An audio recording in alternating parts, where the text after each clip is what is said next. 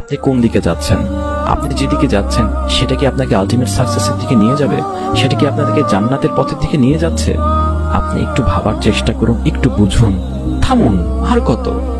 ওই লাইফটাতে শান্তি নেই, ওই লাইফটাতে শান্তি নেই। আসলে আপনি আল্লাহ থেকে দূরে থেকে কখনো শান্তি পাবেন না। ট্রু ওয়ার্ডস, আপনি আল্লাহ থেকে দূরে থেকে কখনো শান্তি পাবেন না। আপনার যদি মনে হয় ওইটা শান্তি, আসলে ওইটা শান্তি না, ওইটা ধোঁকা। আপনি নিজেও জানেন, ঠিক আছে? আপনি নিজেও জানেন যে ওই জগতে শান্তি নেই। একটা গানে কানে যতক্ষণ শোনেন ততক্ষণ আপনার ভালো লাগতে পারে, কিন্তু কান থেকে হেডফোন খুলে ফেলার পরে আপনার ডিপ্রেশনের শেষ নেই, আপনার খারাপ লাগার শেষ নেই। আপনি যতক্ষণ নেশার ভিতরে থাকবেন, আপনার শরীরে যতক্ষণ নেশা থাকবে ততক্ষণ হয়তো বা আপনি ভালো লাগতে পারেন, কিন্তু যখনই 1-2 ঘন্টা পরে সেটা চলে যাবে তখনই আপনার ভিতরে অস্থিরতার ভাব শুরু হয়ে যাবে। আপনি ভালো থাকতে পারবেন না কখনো আল্লাহ থেকে দূরে থেকে।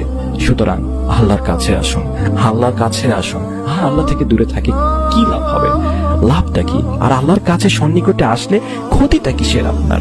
বরং তো সে জায়গায় লাভ আল্লাহ, কারণ তিনি হচ্ছেন আমাদের রব। তিনি আমাদেরকে খাওয়ান, তিনি আমাদেরকে পড়ান, তিনি আমাদের ইচ এন্ড এভরি বিষয়গুলো আমাদেরকে দিয়ে সাহায্য করেন। তাহলে আমরা কেন আল্লাহ থেকে নিজেদেরকে দূরে রাখবো? কেন আল্লাহ থেকে আমাকে পালিয়ে বেড়াবো? কেন যখনই নামাজের সময় হবে তখনই আমরা কেটে পড়বো?